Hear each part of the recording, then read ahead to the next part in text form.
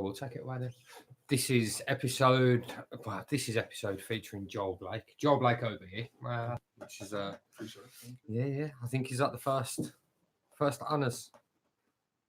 I think it is. Yeah, I think so. Yeah. We've had some interesting guests down, but I can imagine. Yeah, we have, so far. But yeah, this is Politics and Bull, as everything is. So there's myself, Adam Feeney. Me, Greg Rogers. Myself, Joel Blake. Yeah. And yeah, really nice to have you here. Like, we met at quite a strange kind of crossing of paths at the Young Entrepreneurs thing, which we mentioned briefly. But for the sake of everybody else, how do you describe yourself? Because it was quite difficult when I put in the group and I said, we've got Joel Blake coming down, and I looked and you've got a multitude of different kind of things that you do. I hear you. So, for me, I'd class myself as a rebel in a suit. A rebel in a suit. I like that. I made a decision when I was 15 that I wanted to be. So I always wanted to get into corporate and kind of disrupt it from within. So I kind of never forget where you come from but know where you're going. So over the last kind of 15 years, as an entrepreneur, I've run my own businesses, but as a social entrepreneur, I've always tried to give back through one of the different things that I do outside of the formal commercial stuff. Yeah.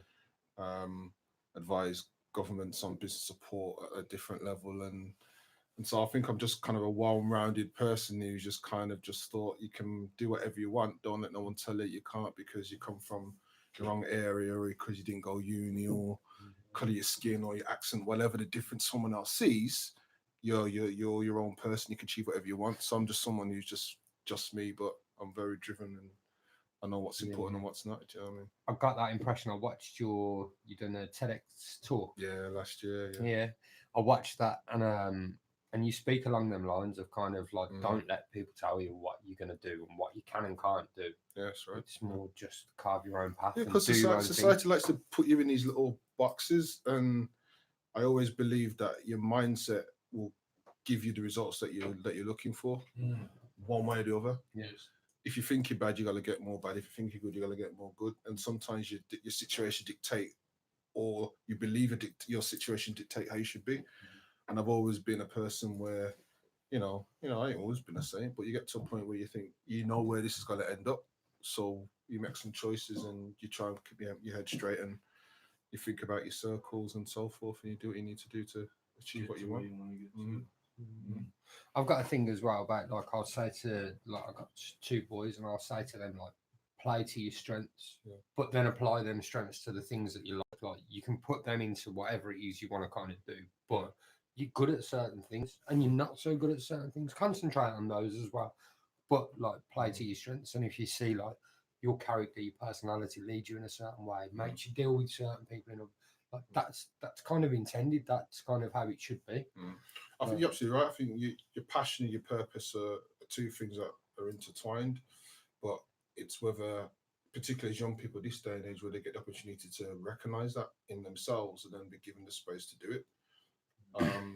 Not everyone gets the opportunity, and not everyone has the opportunity to look inside themselves to be able to, I wouldn't say I'm a religious person, but I'm definitely a spiritual person where it's like, it's about who you are inside and what you're about as a person. And if, as young people in particular, if they can grasp that, it's not going to be easy to navigate the world, but they can certainly achieve what they want to achieve long term if they put it into the right things, that energy into the right things. I almost said it's not something that young people sort of do normally, looking for their passion, looking for their purpose. It's not encouraged almost, is it? No. It's almost like things are set. We're almost like, this is what you need to do to get, go to school, pass these lessons, English, math, science. We're not encouraged to look for our passion and our purpose. It's almost like you have to find it yourself, and oftentimes people don't find it till later in life. Yeah, and that's it. And there is no kind of rule as such. It's not you're 13 and you need to start getting your head down because your GCSEs along the way. At 13 years old, you could be coding, you could be doing stuff, you could be using your passion to generate. Do you think the internet's opened things up? Like, massively. It gives everybody a platform, doesn't it? It gives exactly that. It gives everyone a platform. It gives them an opportunity to, focus on what is it that they want to do and learn about it quicker and faster. Now that's got good things and bad things. Oh yeah, definitely. Because even as adults we can learn the bad things as well. But you've got the opportunity to get access to information to make those more informed decisions quicker. And we're living in a world where the quicker you can get things to market, for example, or the quicker you can get things done, is the quicker you can get a following, is the quicker, is the quicker, is the quicker. But I guess as adults, and my son's just turned 18 in February, he's going to uni next, and it's like, I remember when I was 18, like me and my son sit down and we talk as men. Yeah. I couldn't have that conversation. I don't think I had that conversation really with my father when I was 18, because I thought I knew it all. Do you know what I mean? And I was hard-headed and rebellious and that. Whereas me and my son could sit down and he'll be schooling me on how things are now, because the pace of life is even faster at 18 now than it was then. So yeah, I think it's, the education system kind of says, as you say, education, go to work, job, married, kids, whatever. The reality is that education is a bit of a broad term. Our kids are educated in so many different ways. School is just one form. School is just one Streets very is small part another. of it. Books, internet. There's all these different ways you can learn. So it's about the person and how they are emotionally intelligent enough to educate themselves based on where they are and the circumstances that they're in, I think. So where would you say you were when you found what you wanted to do? You found your passion, your purpose? Because I read a little bit. You started a business initially, didn't you? You started one business. Yeah, so when I was 19, I had an idea for a business. Didn't do anything with it till I was about 21. So basically, grew up in Lee Bank, just down the road there. So at the time, Lee Bank was not the flats and the unprofessional place that it is now. Just me and mum, dad's always been there, but it wasn't in the home at that time. So I didn't really have a father figure, on the ready, if you like. So for me, it was about just trying to get through that kind of inner city background and having dreams and ambitions, but still trying to keep it real with the mandem. And there's all of that type of kind of vibe, you know what I mean? So for me, it came to a point at the age of 15 when I made a decision that I didn't want to be here anymore, and I failed at that. And I was kind of like, it's time you start taking responsibility for your own life. Because if you can't even deal with your own life in that negative sense, then you got to do something about it. So I took responsibility. So that was age of 15, back into 14, coming to 15. And then I realized that I needed to open my circle a little bit more. So I had a mentor who came into our school. Everyone kind of said, this guy is not, doesn't know what he's on about, but it was saying little nuggets that was kind of like, I get that. Like, like, okay, I didn't think about that. And started talking, and then went to finish school, worked in a factory in Jersey for about a year. And then after that, got a job in a recruitment agency, and rest was from there. And then about 21, I was at Connections at the time, the youth service, as an employment mentor. So kids coming from our backgrounds, wanted to get jobs in the city centre.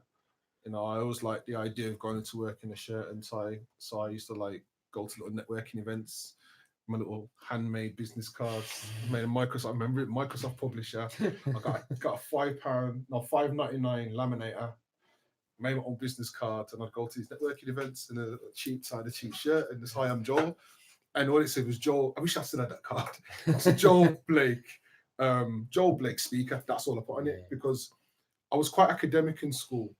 So I loved English, so I loved reading and stuff. So I was always doing little kind of talks in the youth club. Even if it was just me like this, just sitting down and having a chat. But I used to read a lot. So I'd share some knowledge. So I was sharing knowledge with my peers and that. So being in that environment, I was just trying to soak it up. And cut a long story short, I realised I'd come to a point where I could do what I was doing for Connections for myself. So I would go into schools with the same business cards and just say, look, give me your kids at risk of exclusion. Let me come in, let me do 2 hours with them, and just have a chat. So I'd go in hoodie top, Nike Air Max, Timberlands, whatever, and just talk how we're talking. But because I had some experiences of the backgrounds that were coming from and some of the challenges, and I weren't coming in as a teacher, I was on a level. But because I've had some experience of being around the corporate space as well, I could give them a little bit of an edge in terms of, well, this is what employers are looking for. This is what they're thinking about. This is the type of person you might want to start thinking about. So I was trying to bridge the gap in that way. So when I saw that working, I thought, that's what I want to do. Is that a role that exists in education still, or is that still outsourced? There's mentors. There's still mentors in school. There's loads of guys that I know, because I'm coming from our backgrounds who've definitely gone into schools and still given an opportunity. But you also have learning mentors who may or may not be teachers as well, and have a very kind of formulaic way of doing it.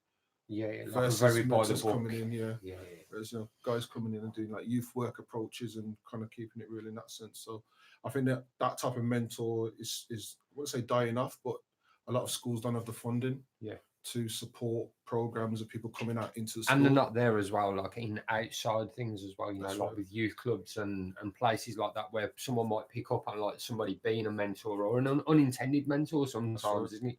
Somebody that can produce beats or do something that just sparks a little bit of interest, but they don't seem to be there. But I mean, people are kind of, I suppose they can reach to the internet and see and pick bits of You're information. right, but the cuts of Crows are huge. I mean, I remember youth club was our kind of sanctuary. Yeah. You know what I mean? You go in there, you play some snooker, a little football, a little basketball, table tennis, try chat the girls. You know what I mean? It was just... I'll go from Northfield, there was youth clubs and there was youth clubs on the estate. Like they weren't the best youth clubs. They were beat up. They're always like looking for some funding or do you know what I mean? There was always something to do. And there was unwritten rules. Like you going in the youth club, you just know that it's a place for everyone. Yeah, there's some people be a bit aggy there and here and then, but at the end of the day, it's like it was yours, so you looked after it. Was your space, and if someone damaged it, the guys were getting rushed or something. Because like, this is, do you know what I mean? Like that was the rule. But what are you doing, man? This is our place. Yeah. But you're right. The public cuts have just hammered that, and then you see our kids looking for something else. Yeah.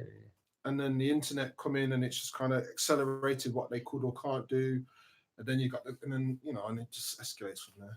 Do you know what I mean? So I certainly think that's got a part to play, especially from kids from inner city. Do you still have anything to do with those kind of things now? Do you still? So now I'll probably just do more around supporting organisations who still work in some of that area. So I work with a lot of social enterprise organisations, so people like School for Entrepreneurs and ISC up in Digbeth, and they work with social entrepreneurs who have some kind of activity that supports the community. So I don't necessarily go directly into schools. Yeah, I didn't mean that. I just meant more like if you still got your foot in that, like as far as an interest as. What I try and do now is more from an entrepreneurship piece. So I've really just refined and really honed in all that experience into entrepreneurs and just trying to develop more entrepreneurial leaders. That is my thing, and it's not so kind of glorified, big kind of MBA speak. It's more about, I think, if we can have more people who are allowed to think differently and to think innovatively and bring that creativity into the workplace, or as a business owner can feel that they're being supported as an entrepreneur, because it's a lonely path as well. I think those innovators and game changers, because the entrepreneur will make the difference, whether it's a social impact piece, whether it's a straight commercial piece. Yeah. So I've just tried to hone all my experience into how can I help you to be the best entrepreneurial leader that you can be. Yeah. How do you sort of access your sort of clients that you would work with? How do you engage with people? Like what do people come to you? Do you go out and search? Well, on the other side of the kind of corporate piece, a lot of my kind of clients in that sense are your kind of your corporates, professional services organizations, so these universities, existing organizations. Entrepreneurs in them. No, not necessarily. Like, so for example, with universities, it's kind of university students who are coming out of uni who might want to start their own business or might want to go into a professional organization and bring a different kind of mindset. Is that specifically people that have studied business or entrepreneurship? Because for me, entrepreneurship has nothing to do with a business. That's the ironic thing. It's about the mindset. It's an idea first. So without sharing your personal business, but imagine a time when you had to solve something, you had to get something done, whether it's, I don't know, get something you had to pay for, didn't have the money on you, had a bill to pay, whatever it was. You have to find, but you have to get it done. You have to find a solution to solve that problem. Now, let's take a gas bill, simple thing. So you've got a gas bill, you got £10. Now you can either pay that gas bill or you put that petrol in your car to get to that job interview. What are you going to do? Long-term mentality. So you either think, well, you're either going to walk to that job interview, but it might be a bit too far, or you might pay the gas bill and ask for the job interview if they can change the date, or you might put £5 in your car and £5 to your gas bill and tell them you're paid an next week. There's no one set path. You find the right solution for you to solve the problem. For me, that's a life decision. That's no different from business for me. Do you think like the current education system and the way they do things, do you think they encourage that mentality, or do you think they kind of, because I'll give my personal opinion, I think that schools are quite closed-minded. Schools will tell you that there's kind of one path. They'll install in kids a fear at 11, like, right, these SATs that are coming up, these are the most important thing in the world. then when that's finished and the kids get the kind of the sigh of relief, it's like, well, there's no time to relax because GCSEs are next, and it's sold to you as a kid almost like that's the end goal, and it's like, trust me, your life does not end at 16, because when that finishes, they go, well, it's A levels next, and now there's a very distinct path of how to do things. Then it's uni and stuff, and like you say, it doesn't really have to be that way. You can go this way and learn a skill. You might not have street smart. You might come out and go and work in a job that you don't like, and that might be the kick up the arse that you need to get you kind of work. I think there is an absolute place for education, 100%. It gives you a sense of structure. It gives you the ability to go deep into a subject, to get more learning. You can use that to then get into the career that you want to. There's an absolute place for it. I don't think it's the only option. Yeah. So, because you're absolutely right, for a kid who might not be academic but highly creative, he could still be educating creatively, just be educated in a different way than a textbook in a very linear way that we're led to always believe. So I do not discount education. No, it's not from wasn't from a point of discounting it. I try and say to my two, like, really enjoy the things that you enjoy and the things that spark your interest, and try and learn the things and understand why you don't. Like, do you know what I mean? Like, pay attention to the other things still. Absolutely. Don't dismiss them, but just really hone in on the stuff. And if that's what you gravitate towards, I always say, like, it's a good way. School's like a good way of trying lots of different things that you don't know. Do you know what I mean? You don't know what you like. You don't know the things that you don't like. Go out there and try as much of that as you can. Right. You're absolutely right. And I think education is changing though as well.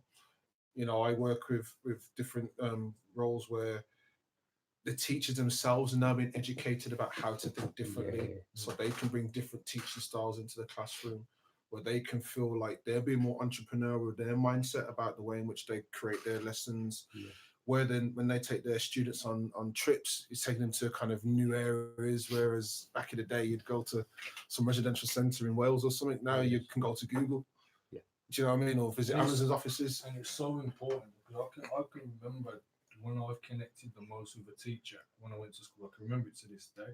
She took us to watch the Villa. Took us down the Villa, and she said, I'm going to tell, not putting anyone on blast, but I'm going to tell the headmaster it's so we can go and learn about the atmosphere, and we can write about the atmosphere. And we didn't have to do any of that. She just wanted to take us to the football, and it works, because after that, everyone was focusing. Like I said, everyone was like, she cares. She cares about how we feel, and making us feel encouraged and engaging. We didn't know at the time, obviously, but looking back on it, it was so important, those things, to allow a teacher to be creative in their teaching process. I think that would have had an opposite effect on me, taking me down the Villa. I would have been like, oh,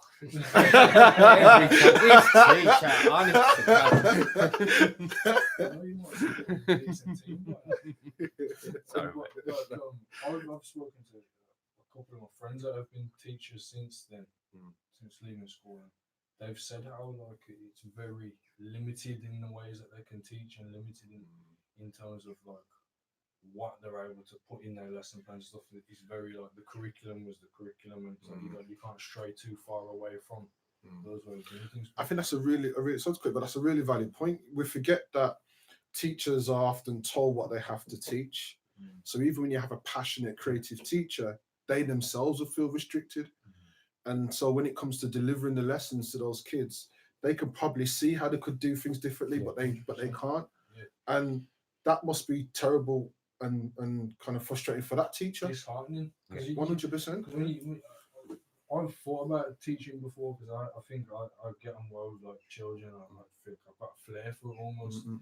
But the stories that I've heard, it's almost like it's the people have been that disheartened about the way they've been able to teach, or not been able to teach. It's like you see people forgetting why they started teaching in the first place, and that was to engage with the children and to get them to want to learn, to encourage. And if you're finding that the way things are set, like red tape and things like that, stop you from doing that, then you're going to think, well, what's the point of doing this? And you end up with a shortage of decent teachers, people that genuinely want to do it for the right reasons. You know what I mean? It's scary because, going back to your earlier question, I think the more you become educated is the more the creativity gets taken out of you. Yeah. You know, I remember, I think is it Sir Ken Robinson? He's got a TED talk where he talks about creativity and education. I can't remember the actual title, but it's worth looking at. But it talks about that, you know, you used to be a daydreamer when you was a kid. You encouraged you encouraged to not daydream. Absolutely. And then as you get older, it just gets almost beaten out of you because you have to then follow this kind of track of this is how you now need to be. And, you know, if you're always thinking in that childlike manner, you just see how wonderful life can be. You can do anything when you're a kid. When you've got no fear of kind of being dismissed and being told like that's silly. Right. Or the one thing that I like to kind of, because we are getting a bit thingy on just education, I suppose. Yeah. But the one thing that I always used to kind of not like is that phrase of kind of, well, what are you going to do as like a backup plan? It's like, well, don't have a backup plan. I think you should encourage kids to not have a backup plan. Just go listen, just go for it, man. Just 100%, just be laser focused and just crack on. It's a good point. I think even in business, you know, they always say you should have a plan B, but sometimes that can be a crutch. Yeah. You know, you always think there's always something I can do, there's always something I can do. You know, one thing I've had to learn as an entrepreneur whilst at the same time as raising my family, because my family, you know, I had 2.4 kids before I'd really, in fact, I had my first son when I was 21. Yeah. So whilst I'm trying to find myself and get on this kind of entrepreneurial wavelength, I had a mortgage to pay and family to take care of. And so there was no kind of plan B. It had to be a plan A all the way. Yeah. But then the reality was there's also dips. There were very, very good highs, but the lows were just as bad. And there were times that I had to go back into work, full-time job, listen to some boss telling me what I need to do when, you know, 2 months ago, I was probably earning 3 times his salary. Yeah. Do you know what I mean? So you have to deal with that kind of resilience and that emotional intelligence. It's good though, and it's character building, man. I tell you what, man. Character building. That's what they say. Yeah, I did a chin do once, but that's all different. Same situation, you know, you go back into work and whatever. I had my boss the other day talking to me about, you know, where's your name badge? I'm thinking, back at school, got these things going on here. And I said, like, I'm not being funny, but I've got this thing, I've got that going on. This is the least of my worries, is worrying about where my name badge is. Yeah. And she turned around and said, do you need this job? And I said, yes, I do, you know. She said, well, put your fucking name badge. The long and short of it is I needed the job and stuff. Yeah. But going back to what you're saying about the plan B, I don't see it as plan B. I don't see it because that Will Smith quote, I don't know where he probably got it from someone. You don't have a plan B because it retracts from plan A. I just see it all as plan A, and it's just like just what I need to get to plan A.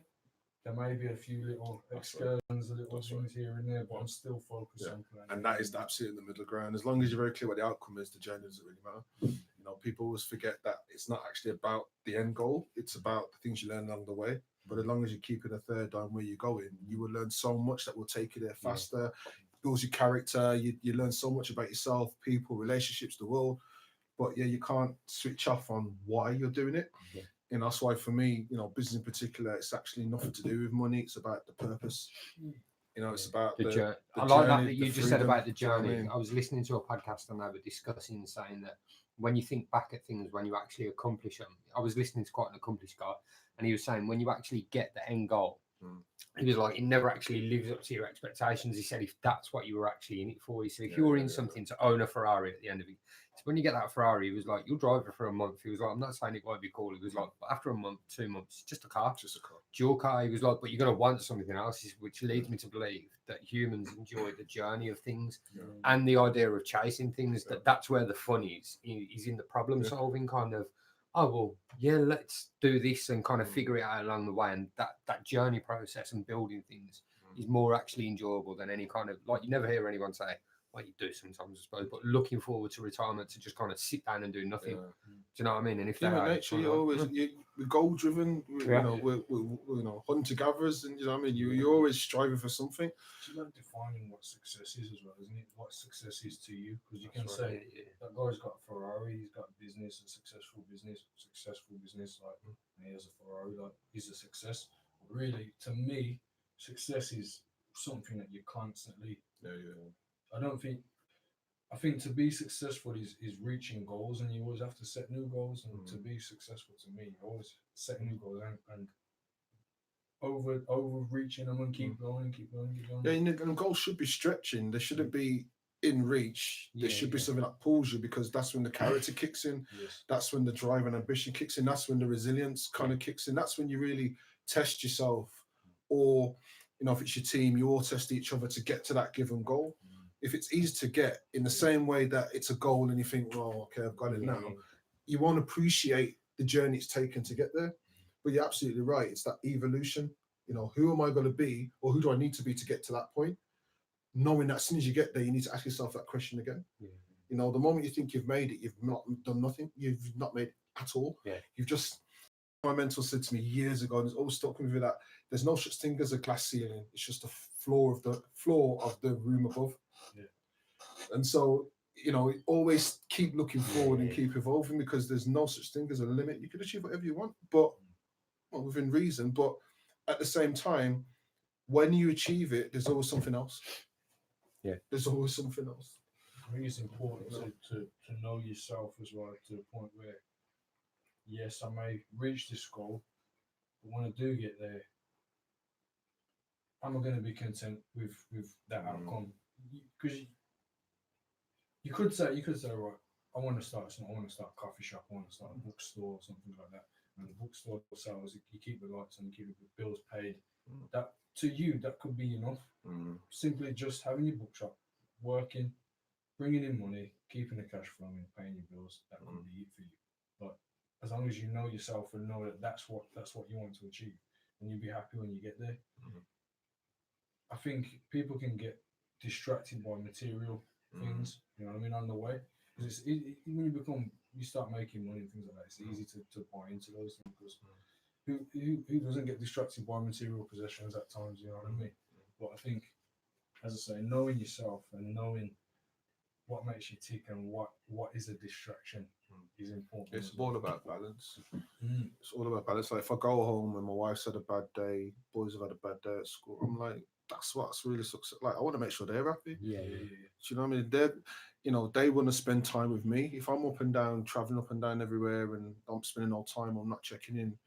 That little 5 minutes of a call saying, "Yeah, Daddy's busy, but how are you? You're all right? How was your day at school? How you doing, babe? How was work?" That itself is gold dust. Do you know what I mean? And it's those little things for me that's a success. It's other people around me who need to be happy. And what am I doing to make that happen? Because they're happy.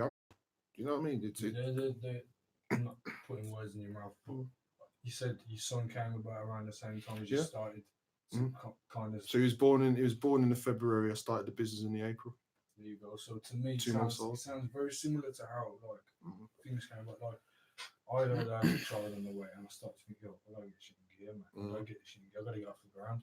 And I started thinking, I can do this. I can do that. I gotta do it properly.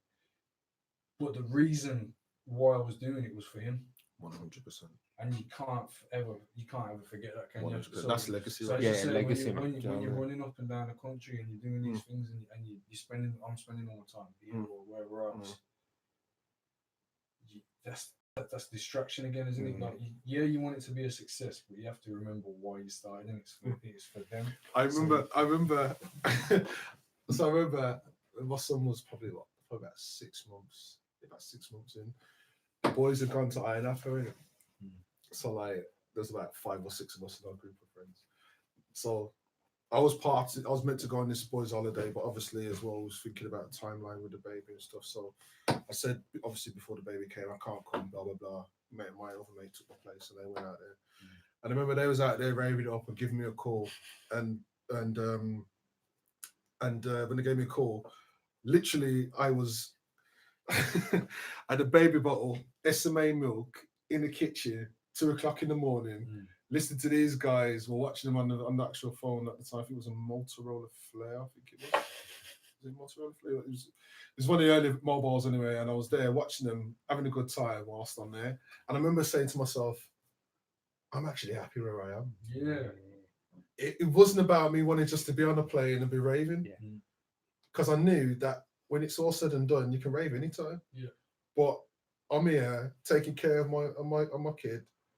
My missus having a rest. Do you know what I mean? And it made me realise that, and this is exactly what you said earlier, you define your own version of success. Because that was success for me. because I didn't necessarily have that myself. So to be able to provide that stability at home and to do that, it's cool. Ironically now, you know, my son's 18. He's messaging you from Iron. Joking Like that, you should have gone. Talking about, he's just come back 3 weeks ago. Literally, he's been away. Not Iron Up, he's not going there. But he's been away. Trust me. But like the boys now, you know, I think my best mate, his kid, his oldest is 5. He's got the oldest kid out of our mates, and like he's now going through that toddler journey, and I'm like, yeah, been there, done that. Done it. Sweet. Got the t-shirt. I got second wind, like I'm 40 next year. I got second wind. I can crack on now. Like, I'm coming out. Let's go. Let's hide a bit. You know what I mean? Oh, you can't come. But you know, so it's just amazing how life pans out. Yeah. But I'm not going to sit here and say it was all straight line either. No. There were times when it was like, am I man enough to do this? You know what I mean? You question your own masculinity.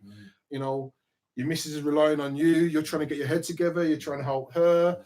You're trying to be the best father. You're trying to be the best. Do you know what I mean? It's like they may not see things the way they may not see the vision there and then. That's right. And they might be like, why are you doing this? Why is it this? I'm trying to build something. And as men, you know, we don't always admit that we can be vulnerable, and we can feel vulnerable. We can feel insecure. We can feel very frustrated about all things, not just kids, but just being a man, knowing that you have responsibility as a man. And that's not from an egotistical, you know, testosterone kind of alpha male piece. Just as a human being, as a man, you have responsibilities. You want to be the best partner. You want to be the best father. You want to be the best brother, best uncle, what have you. And so you have positions to play in your role as a man. Yes, you could say society is geared to support men more than women, and I think that is wrong. It should be an equal thing. But the reality is that there are some roles that men play, and they feel the pressure of that, but they don't always talk about it. You know, particularly when you're coming from the backgrounds where we're coming from, where you just mentioned to get on and survive, you have that kind of struggle mentality. Yes. And you come to a point where you have to think in abundance. That's not about financially or materially, but it's about thinking that you are worth more and more will come, rather than I just gotta survive. I just gotta survive. You will do that anyway. It's almost like being hopeful when everything's it's having faith that's gonna work out. Because you know, how often as men do you get to sit down and talk and reason and chat? I mean, I remember growing up, you know, I'd sit down with my uncles and my brothers, and we'd have chats, and I'll be there, kid, listening, and go on your own, big man, I talk. Right then. But you know, you feel like you can, you know, listen to big conversation. As men, you know, unless it's alcohol involved or whatever, you know, you don't really sit down and have those chats. Do you think that's where this has come from? Because I've spoken on this on other podcasts and stuff, and I think that's where this long form discussions come from. The fact that people record conversations, put them out there now, and speak on the things that they know, the things that they're passionate about, the things that they're experts in, and they kind of then put that out there for the world to listen to. Like, I know for one, like me personally, I know I've spoken on it like a load of times, but listening to podcasts and stuff got me through not only a mundane job, but listening along to other people, laughing and joking, that desire to want to listen to other people's conversations and experiences got me into like, oh, hold on, there's a whole world of stuff out there. Don't just fall back into this box, because I was in danger of kind of going, no, do you know what? I've tried that and I've tried this. I'm just going to live a simple life and just go backwards, even though I know it would have killed me. Whereas now it's like, it's different now. It's like, and that was through the fact that kind of long form discussions and these platforms come about, is like being able to listen to it. Right. It's about, you know, as human beings, we're tribal. Yeah. We want to belong. We have this sense of kind of togetherness and this sense of community. And I think technology has played a great part in helping that to really happen more, because you can now choose what you want to listen to and choose what tribes you want to belong to anywhere in the world. Everything's on demand. So I think the real question is, what is it that you really want to tune into, and then go deep. And there are no rules. You know what I mean? If you want to listen to some abstract subject, then fine. If you want to listen to real conversation, then fine. It's about just knowing that you can now, whereas before, particularly if you got families who have a real old school sense of discipline and hierarchy and how they operate and stuff, you weren't privileged to kind of, you know, big people's conversation as a kid, or, you know, when adults are talking, you shut your mouth or you go into the next room you know, or they're going to the front room, you stay in the bedroom. Do you know what I mean? There's all these little kind of social conditionings and cultural conditionings that kind of shaped us. I think now technology has allowed it to be a really long form conversation around any subject, and you can learn in your own time. Yeah. On the bus, on the on the treadmill, in the car, you can learn anywhere and anything. When we had the young entrepreneurs in here, and they were podcasting, because we did a podcast session with the young entrepreneurs, to see the conversations that they were having just then, it was almost like I'm looking and thinking, how old are you? Like, I know I wasn't talking like that when I was your age. I didn't have that level of understanding. Yeah. And like they were just talking about football, for instance, and a player, and they were talking about the business side of the game. They were talking about the player. They were talking about his personal life and things like that. When I was growing up watching football, it was just like. Yeah. There was a player, and then there might have been some stats that you like And to stick out in a Merlin on your. That was it. After that, like he's 72 fast. That's it. That's all I got. I don't know where he lives. I don't know where he's That's from. a FIFA 90 statement. You know the talk, and you go, "Did you know he was from Liverpool?" No way.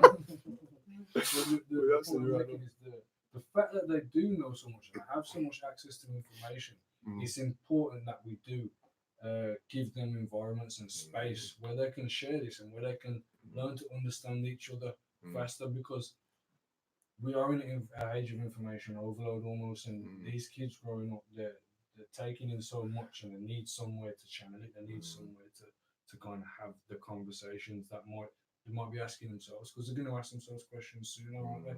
Because they know more. Whereas when we were growing up, it was very much like, okay, school, and then you get to 16 and you start smoking or whatever, and then you start having these conversations. The kids now, they're so advanced that we need to allow them to be advanced, but allow them to have a space to express this stuff really, and almost be recognised for the fact that they are advancing in that way. Did you see what I think that's a really valid point. I mean, kids don't. I can't speak for all kids, but I'd say if you ask the majority of young people, they will say that they're not listened to. But you're absolutely right. They're having these conversations anyway.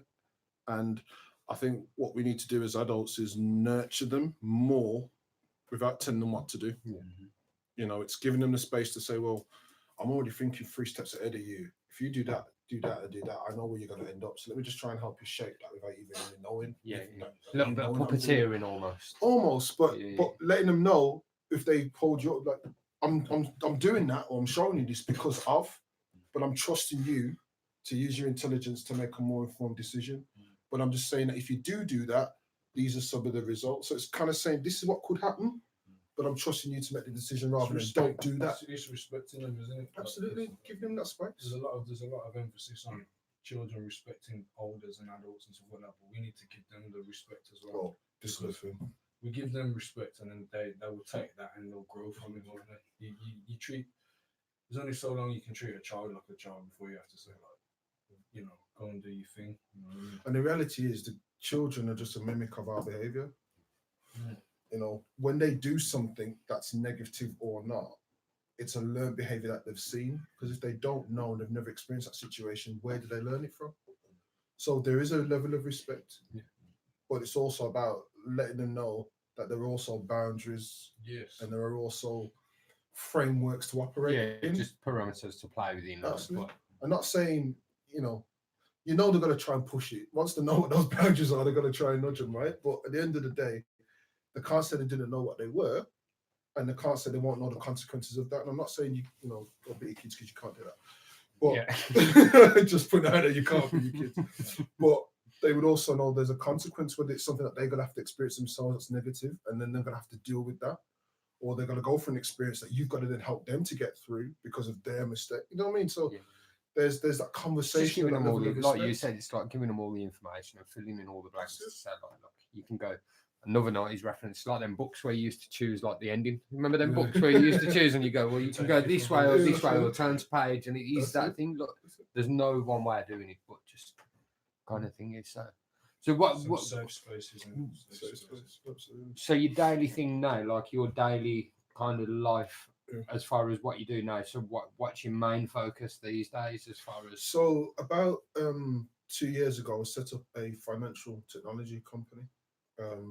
So prior to that business, I'd set up a financial lending firm. Okay. So we had a contract with the government where we had some funds to fund entrepreneurs to start their business. So we give them loans up to about £25,000, and it wasn't kind of, if you didn't pay it back, the heavies were coming around. It was a lot more relaxed than that, but it was startup funding to get them going. Okay. But when we were funding them, it spent so much time and resource to kind of process all their financial applications. We realized that technology could make it easier. So the two guys I started that business with, they wanted to carry on with that formal side. So I decided to exit that business and started this technology business. So over the last 2 years, I've been focusing on that and bringing that to market, which will happen this year. Okay. And then whilst I've been doing that, I've also been working with the local enterprise partnership here in the region, where we basically, I've been looking after the growing business and access to finance strategy. So people who want to know where to go to get access to business support or to get funding for their business, I've been responsible for creating a strategy about how that works in the region. So how do you get the banks to be a bit more relaxed? How do you get universities to provide support? How do you get the business support companies like the Chamber of Commerce and stuff like that to understand the needs of businesses better? So I've been working on that with the local government around how we make that easier for businesses to grow. Okay. Those two things. So just making it so you realised that there was a problem whilst you was involved in that, and then kind of the next step is kind of trying to cut out all of the kind of blurred lines to get there as well, just make it more accessible. Absolutely. So one foot in the camp of still being at the coalface as a business owner, but also involved in the strategic piece in the city to look at how we make it easier for all businesses to grow. Yeah. And so it just aligns with my passion of wanting to help people regardless of any difference. I don't care what size of the business is or where you are in the journey. You deserve the best possible opportunity to be a success, because whatever the reason is you started that business, it's a reason that's important to you. Yeah. So you should be supported the best way possible. But at the same time, you have to kind of practice what you preach. So for me, I'm always not going to give up my own business, but it's just doing it in a different way. Yeah. So got a team with that technology business, and you see where it goes from there. Okay. How do you feel like this particular region is as far as funding and help? Like as far as just, I don't know why, but I've got this thing where for a long time Birmingham wasn't kind of actively encouraged to be creative. It seemed to go elsewhere, whether it be the funding or just the spotlight. It was Manchester or Liverpool. If it was anywhere outside of London, it was kind of going to one of these. Where do you think that stands as far as like Birmingham and stuff? I think Birmingham still, talk about Birmingham specifically as opposed to the Midlands. Yeah. I think it needs to still be very clear on what its narrative is as a city on a global scale. So you go to Manchester, it's got a good reputation around tech, etc. Yeah. London, it's a mixed bag of stuff, but London, it's its own international country, let alone a city. Birmingham always had a reputation of manufacturing and heavy industry, but it's also changed. You go into the city centre now, it's not a manufacturing hub. No. It's all tech, it's all professional services. In fact, the manufacturing also needs to catch up a little bit with the tech side so they can become more sustainable. So I think overall, it's getting better. I think for the first time in a long while, the city has now started to take a grasp of what it is and the future of what it could be. Yeah. And that's because we've got a young population. There's about 35% of our population's under 30. Just under 50% are from Black and minority ethnic backgrounds. Technology is now moving forward in the city more than ever before. We've got the biggest financial services and professional services sector outside of London. So when you combine the youth, the diversity, the technology, and the business support, we've got a real innovative demographic and a really innovative ecosystem that we can now harness. Yeah. And I think the city in the last 5 years probably kind of moving in the right direction now. I think if you go back 5, maybe even 10 years ago, there was still very much a siloed mentality. And I think that's still there. Yeah. You still have people in the Black Country who don't really want to link with people in the Coventry, Warwickshire, don't want to link with people in Birmingham and Solihull, because there's still this territorial perception. Which I find hilarious, by the way. It's so strange. It's crazy. But at the same time, there are other sides where all three areas work together because they see the bigger picture. Yeah. So it just needs to be a little bit more connection between those who still think in that older way and where people want to go in the future, and just kind of bring those two words a bit more closer together. And it is beginning to happen. I mean, there's if you're looking for funding in the region, there are things like the growth hubs and things like the Chamber of Commerce and all those types of things out there that are trying to provide more support. If you're looking for actual business support, there's more incubators and accelerators and co-working spaces. If you've just got an idea in your bedroom, laptop, mobile phone, you can start a business. So the things that are happening are making it easier to do business. Yeah. But underneath of that, I mean, that's all the happy side of it. The reality check is also that we've got a huge social mobility issue. If you're from an inner city working class background, it's got to be harder for you to get jobs in the professional services sectors, and even some of the jobs that might roll out, things like HS2 and the Commonwealth Games. So there's still a disconnect between regions and and places within our city. Diversity is still an issue. If you go into a workplace, as you go higher up the chain, it becomes more what they call male, pale, and stale. Do you know what I mean? Like, I've never heard that before, but that is class. Yeah, if you walk down the street, it's not male, pale, or stale at all. No. It's a mixed bag. Funny enough, I got slated the other day, and I still stick by it though, where I say that diversity is dead, because it's not about diversity anymore. It's about inclusion. Yeah. Diversity is like just ticking a box. Diversity is, oh no, we've got somebody of that background. Yeah. It's like it's filling a quota on a TV advert. That's what diversity is. It isn't. Doesn't work in this region. No. Well, it doesn't work full stop as a subject. No. If you've got, say, for example, a lack of female leaders in your organisation, and you have this great gender initiative to get more women in. Are you giving someone a job based on merit, or are you giving them a job based on the fact that you've got this initiative?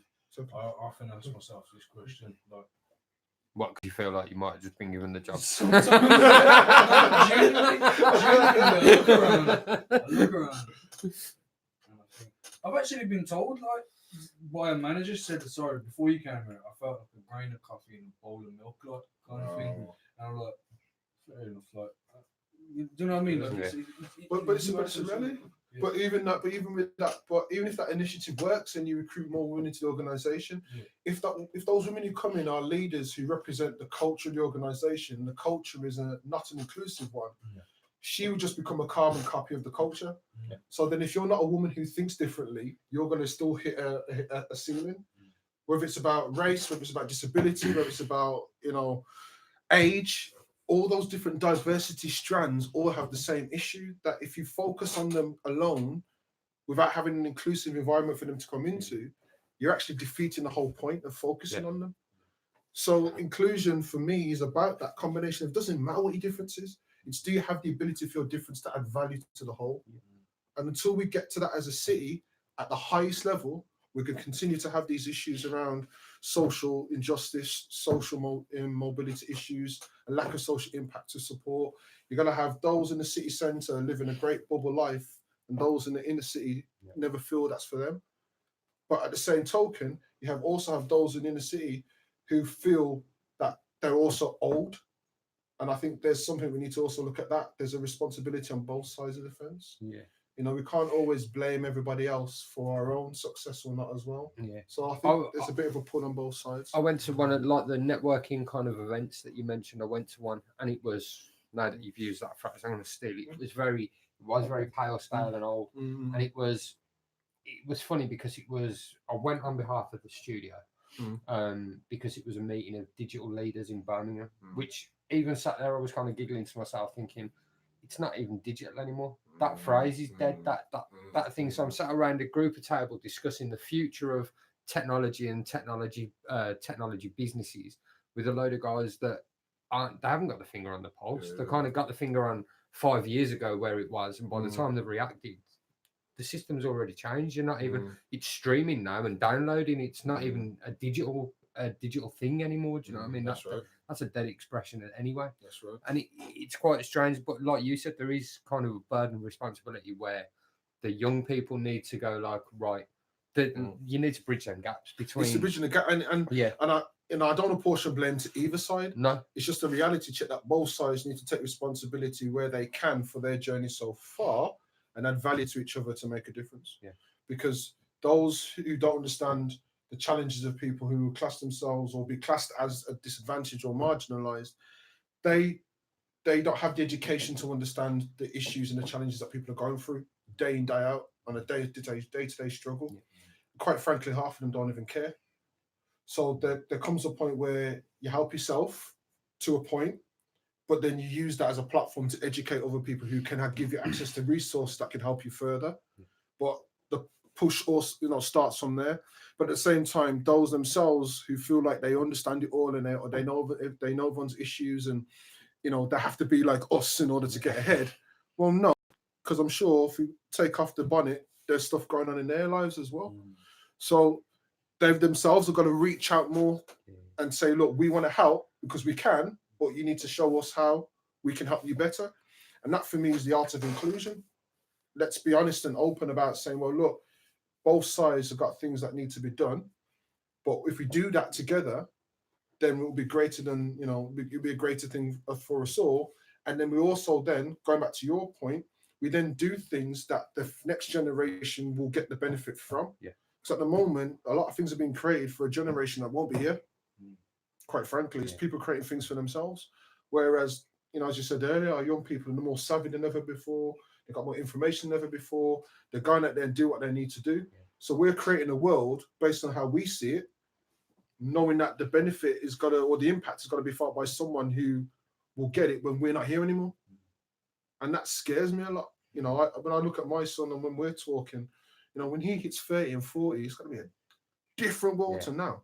Completely different. It's going to be different in 5 years. It's going to be, so by the time he hits them ages, what type of world are we building for that generation?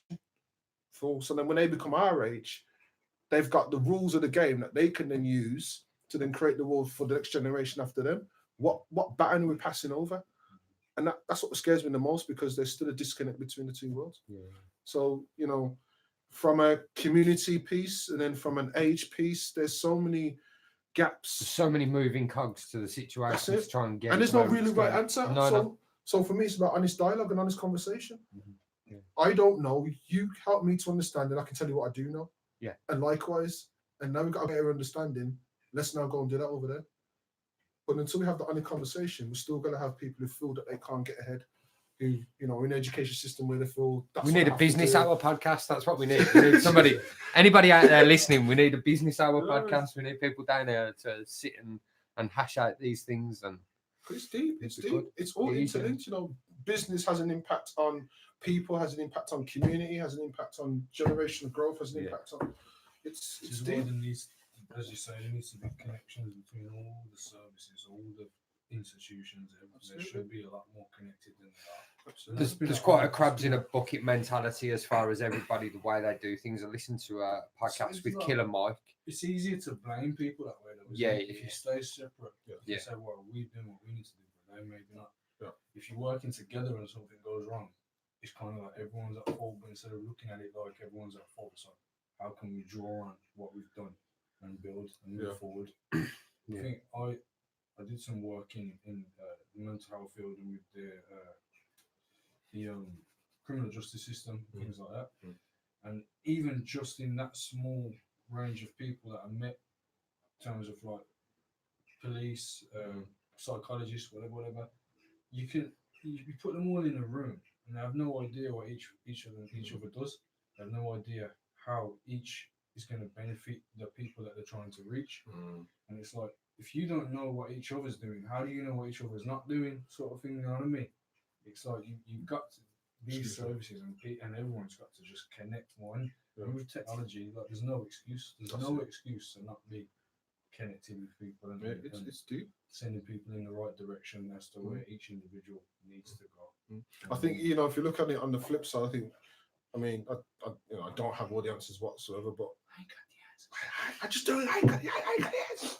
But one of the things I always think about is, well, that happens at every level, where people who are in the same environment he would think would know each other and what they do to help someone else over here, another party over there, don't have a clue. I see it in business support, I see it in financing, I see it in community work. Everyone's in the same bucket, yet they're all fighting for their own piece of the bucket or their own space within the bucket, rather than thinking, well, we're all trying to get out of this damn bucket.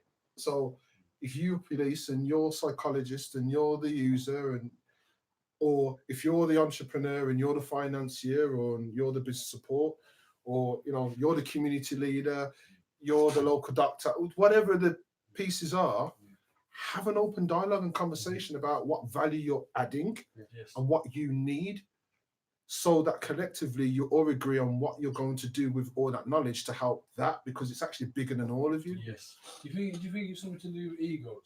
Yeah. Well, I'd say it depends on the situation, but I'll say personally it's about egos. I think in terms of professionally, it's about funding, it's about cuts, it's about survival. I think in terms of community, probably a combination of all of that, plus your own kind of understanding, education. There's a whole. I think there's different things that are complex according to the environment that it's in. But I think ultimately what we all have is the one thing which is all in common, which is the choice. You can choose to be a certain way about something. A guy could do 20 years in solitary confinement and survive. Why? Because he chooses how to use his mindset to survive in that environment. Yes, he will come out at some point, or may not. But if he does come out at some point, it might come out not how he was when he first went in. Yes. But he survived because he had a choice about how he's going to do in that situation. An entrepreneur can start on this business journey and he can have ups and downs and then somehow become successful when people thought, it all went to pot. Why? Because his mindset was very clear on what the outcome was, etc., etc., etc., etc. It is about choice. You can choose not to, or you can choose to. Yeah. Whatever the situation. Some people may feel they don't have a choice, and I understand that. But what you always have is a choice of how you react to something that's happened to you. Yeah. Psychologically, as I say, I'm not a psychiatrist, but psychologically, there might be deeper ways where you feel you don't have a choice in any given situation. But we always have a choice, even if it's a choice that we don't feel we can execute on. But we have a mindset choice that we can take. And that's why I always say that entrepreneurship is never about a business. Never. Business is a vehicle. It's a way of transferring value. It's a way of creating an ideal that you manifest to add value to someone else and get money in return. Getting your ideas across and channeling them into something. It's entrepreneurship is about creating assets, and asset is a business that creates income and creates value. But at its core, it's about a mindset that allows you to say, I need to get from here to there quicker, faster, cheaper, in a way that no one else has ever done it before. How do I do that? And I can do that. And I can do that. Come my way, whatever comes along, whatever the challenge is, I can do it. Why? Because the reason why you did it was bigger than actually doing it, and that's the difference. It's not actually about achieving it. It's bigger than that. It's what you learn along the way. You mentioned sermon over. about But you know what I mean? No, it's just you touched on there, like going from one place to another, and a bit of a mad, tedious link. But the HS2 and that kind of thing. How do you think that will bring more prospects and more kind of just opportunities to the region, and just link us with London? Does that global community kind of thing, does that make everything? I think it will. There's cases for and cases against. Yeah. For me, it's an hour and a half now. An hour and 40 minutes.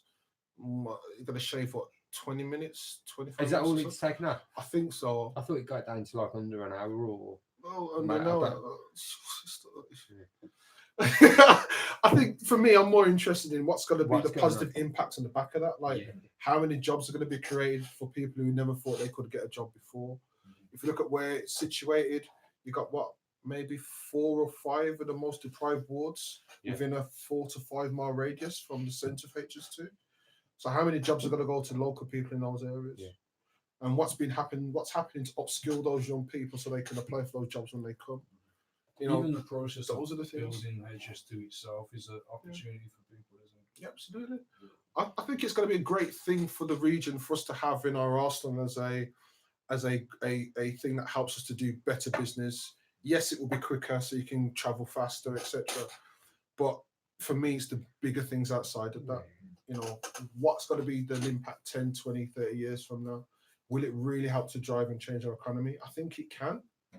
But I think there's some fundamental things that need to happen in the meantime. Yeah, exactly. It's the infrastructure around all of that, really. Yeah, definitely. I know we spoke about it briefly, but what's your role with like the you touched on it and you didn't really mention kind of anymore. I think we had a brief 5-minute conversation and you mentioned Commonwealth and then esports in the same sentence, and I was completely baffled. Yeah, so so when we met, so the esports is not a formal Commonwealth game, Right. but as I understand it, it's one of those kind of fringe games that will be as part of the Commonwealth Games environment, but it's not a formal games where you get a medal. Okay. So I think was it Dota that was at NEC last year or year before? So the big esports tournament was at the NEC. So I think there's an opportunity to do something around the Commonwealth Games when it comes around esports in the region. But I'm not seeing anyone doing a huge play on a big esports tournament. But as we saw with that kid the other day, that one, was it, how much did he win? $2 million in the US or whatever? Yeah, it's playing Fortnite. Yeah. So if we as a region with the youth and diversity that we have don't jump on that, and don't seize the opportunity of kind of seeing that it's becoming popular elsewhere. Precisely. Yeah. So I think there's an opportunity around that in that sense. So anyone who's listening, I think if you see that, go through it. But I think the reality is that it's one of a number of different things that I think the Commonwealth Games can really do. It's going to bring us into other countries. We've got EU and Brexit, whenever that's going to happen. We've also got 52 Boris Johnson swears blind that it's going to be the 31st. We'll see. In the meantime, we just get on with it, right? But there are 52 other countries in the Commonwealth that we could also connect to. So it's not always just about Europe. So the Commonwealth Games in Birmingham, it's going to be amazing. 1.2 billion eyeballs on the city. We need to get that narrative right on what Birmingham stands for and why people should come here, invest here, stay here, learn here, build families here, etc., etc. Because post the Commonwealth Games, there's a legacy piece that needs to be put into play. And I'm working on a project with some partners at the moment around what that legacy program could look like. So fingers crossed, touch wood, watch this space. But the reality is that there needs to be a real clear activity that happens from now. Because it's got to come and go. And if you're not on the button, it's not far away in the scheme of things either. Like 3 years. It's crazy. Was it 17th of July, something like that, 2022? So it's a great opportunity for us. So I think Commonwealth Games, HS2, and then with Coventry being a city of culture as well. That's 3 big things in the region. If we don't capitalise on across the region, then we're just mugging ourselves off. Really. Completely agree. What? Should we? Where are we, time-wise? No. Should we look to wrap it up? Let's wrap it up. I'm going to do the honours and say thank you very much for coming and joining us. No, thank you for the invitation. So it's taken so long. But No, don't be silly, man. Do anything that you want to kind of aid people get in touch with you as far as social media? Yeah, if people want to follow me online, I'm on Twitter, Mr. Joel Blake. Facebook I don't really use that much. LinkedIn, Joel Blake again. So Twitter and LinkedIn, the main things. My website is joelblakeob.com. Stories on there. Get in touch. Happy to help where I can. Good stuff. Thanks very much, Joel. Thank you, James. Appreciate it. This is Politics and Bull, and we're over and out.